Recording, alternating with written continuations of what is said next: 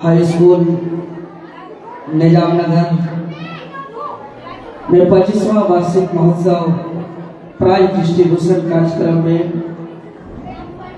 उपस्थित तमाम अतिथिगण, अभिभावक, छात्र छात्राएं और विशेष रूप से आज जो भी स्टूडेंट्स को प्राइज मिला, आप तमाम स्टूडेंट्स को बहुत बहुत बधाई। और साथ ही साथ जो छात्र आज प्राइज नहीं ले पाए हैं उसको भी बहुत बहुत बधाई, क्योंकि नेक्स्ट ईयर ये मंच आपका इंतजार करेगा कि आपको आने वाला साल आप यहाँ आकर के आप अपना प्राइज लें। और सबसे बड़ी बात कि हिंदपीढ़ी क्षेत्र में पिछले 25 सालों से शिक्षा के क्षेत्र में अलग जगह रहे हैं। पूरा स्कूल फैमिली को बहुत बहुत धन्यवाद, बहुत बहुत आभार, क्योंकि आज झारखंड बने भी 25 साल हो गए और इस विद्यालय का स्थापना भी 25 साल। झारखंड का विकास के गति के साथ साथ इस विद्यालय में, इस स्कूल में पढ़ने वाले छात्र का जीवन भी बढ़ते जा रहा है। उस झारखंड के विकास में हम योगदान दे रहे हैं। यहाँ पे सभी गार्जियन उपस्थित हैं, स्टूडेंट उपस्थित हैं, तो आप लोगों से हम ज्यादा समय न लेते हुए हम यही एक संदेश देना चाहेंगे, विशेष रूप से चूंकि स्टूडेंट हैं और सभी जितने छात्र हैं, आप लोग जो बैठे हुए हैं यही हमारा कल के भविष्य है। आप लोग जो बैठे हुए हैं, हमारे बीच आईपीएस सर आए हुए हैं, कल आने वाले आईपीएस आप लोग हैं, आने वाले डॉक्टर, आने वाले इंजीनियर, आने वाले अधिकारी पदाधिकारी आप लोग हैं। आप लोग पर ये हमारा झारखंड, हमारा ये राष्ट्र निर्भर करेगा कि ये हमारा राष्ट्र का नवनिर्माण कैसा होगा।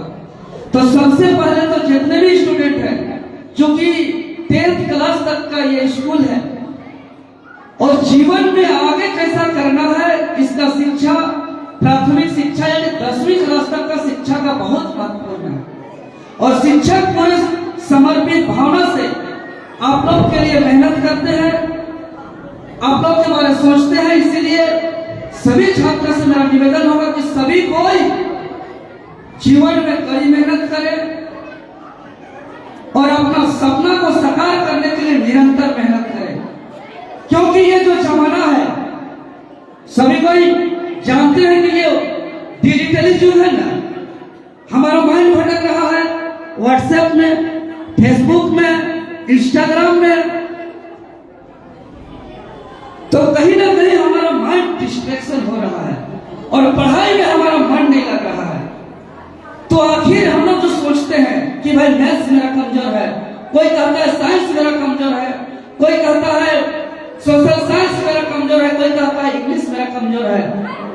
तो कोई सब्जेक्ट में अगर आप कमजोर हैं और कोई सब्जेक्ट में अगर आप मजबूत हैं, तेज हैं, इसका एक ही वजह है कि जिस सब्जेक्ट में आप तेज हैं उसमें आप ज्यादा समय देते हैं, और जिस सब्जेक्ट में आपको समझ में नहीं आ रहा है, कठिन लग रहा है, आप पूरा दिन का रूटीन उठाकर देख लीजिए, उस सब्जेक्ट में आपका समय कम जाता है। फिर इसीलिए कोई कमजोर नहीं होता है, कोई तेज नहीं होता है। जिस काम में जो जितना समय देता है उस काम में उसको उसमें ज्यादा निखार दिखता है। कोई स्टूडेंट अगर मैथ्स में ज्यादा समय दे रहा है तो मैथ्स में तेज होगा, कोई स्टूडेंट अगर साइंस में ज्यादा समय दे रहा है तो वह साइंस में एक्स्ट्रा ऑर्डिनरी होगा, कोई स्टूडेंट अगर इंग्लिश में ज्यादा समय दे रहा है तो वह इंग्लिश में एक्स्ट्रा ऑर्डिनरी होगा। और जिस सब्जेक्ट में हम कमजोर है इसका मतलब उसमें हम समय नहीं दे रहे हैं।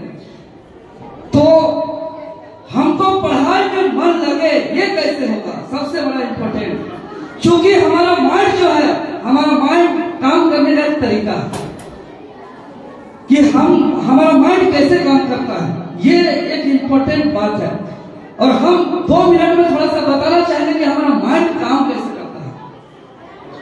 सभी स्टूडेंट से प्रैक्टिकली हम 1-2 मिनट का समय लेंगे। 1 मिनट के लिए सब कोई अपना आंख को बंद करिए, हम बताएंगे कि माइंड काम कैसे करता है।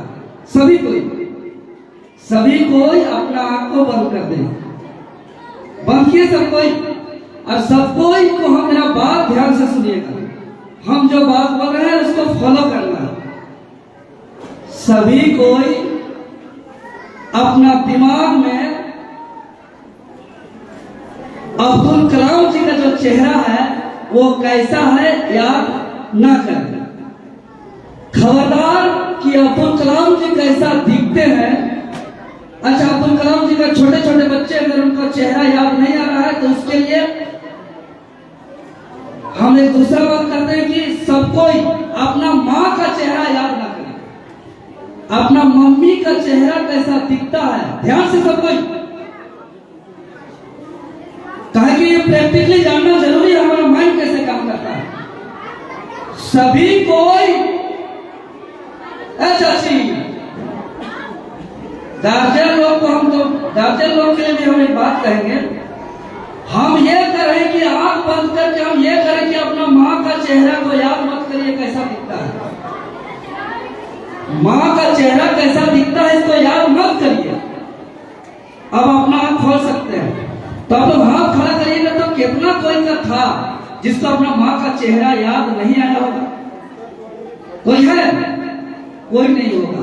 हम कह रहे हैं कि माँ का चेहरा कैसा दिखता है याद नहीं कर रहा है, और आपका दिमाग उसको उस चेहरा को याद कर रहा है। कहने का मतलब हम क्या सोचते हैं, हम क्या बोलते हैं, उससे नहीं, माइंड को काम करने का एक अपना तरीका है। इसीलिए आप लोग अक्सर देखते होंगे कि अगर दो आदमी का लड़ाई होता है तो तीसरा आदमी अगर उसको छुड़ाने जाता है तो लड़ाई बढ़ता है। कोई अगर पापा अगर बच्चा को डांटते हैं और मम्मी अगर मना करती है कि छोड़ दीजिए बच्चा है मत डांटिए, तो पापा का गुस्सा बढ़ता है और क्या बोलता है कि इसको डांटेंगे नहीं, इसको दो झाप मारेंगे, बदमाशी करता है। इसको समझ में नहीं आता है कि हम कितना कष्ट करके, कितना मेहनत करके, हम काम करके पैसा कमा के आते हैं। होता है कि नहीं? होता है कि नहीं?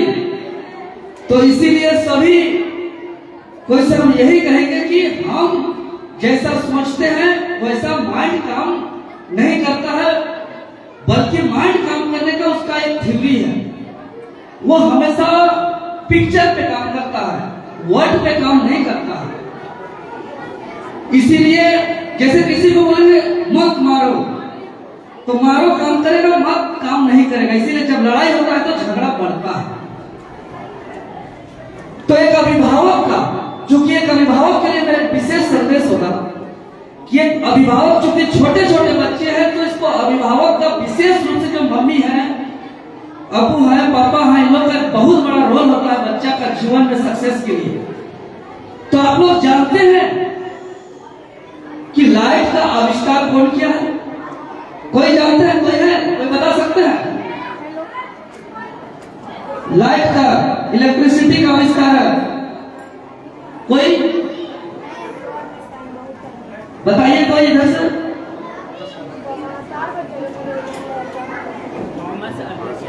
वेरी गुड, थैंक यू, इसके लिए मैं ताली बजाती हूँ।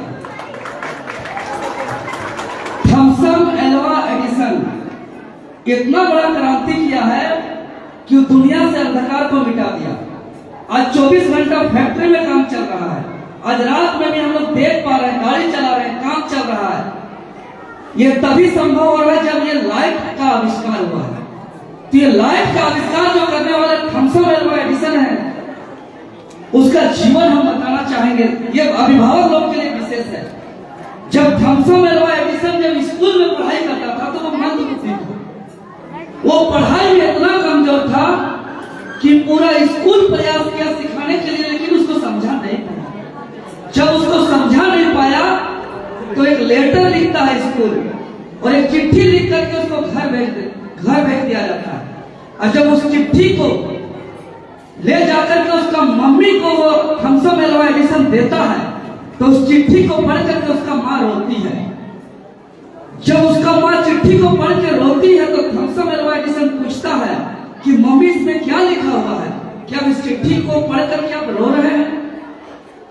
तब वहां पर उसका मम्मी एक झूठ बोलती है कि बेटा कुछ नहीं, इसमें यही लिखा हुआ है कि आप पढ़ाई में बहुत तेज हैं, आप पढ़ाई में बहुत तेज हैं, इसीलिए आपको कल से स्कूल नहीं जाना रह के पढ़ाई करना है।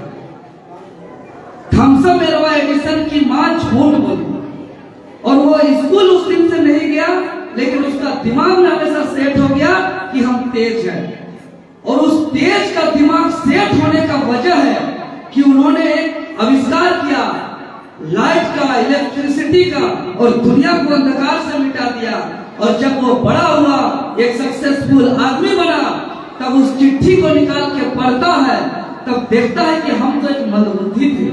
तब उन्होंने आत्मकथा किताब लिखता है और उस आत्मकथा में थॉमसन एल्वा एडिसन खुद लिखते हैं कि आज जो मैं सक्सेस हूं, इसका वजह मेरा माँ है। मेरा माँ अगर एक झूठ नहीं बोली होती तो आज थॉमसन एल्वा एडिसन दुनिया से अंधकार को नहीं मिटाया होता। कहने का मतलब, हम लोग बच्चा को क्या बोलते हैं?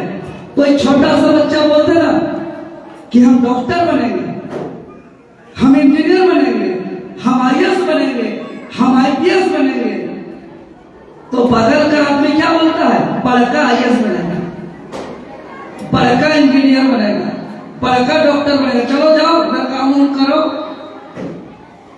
तो चाचा चाची, मामा, फुआ, यही सब घर वाले ऐसा बोलते हैं। ये सब का असर बहुत होता है बच्चों को। कहे कि हर किसी का बीज होता है।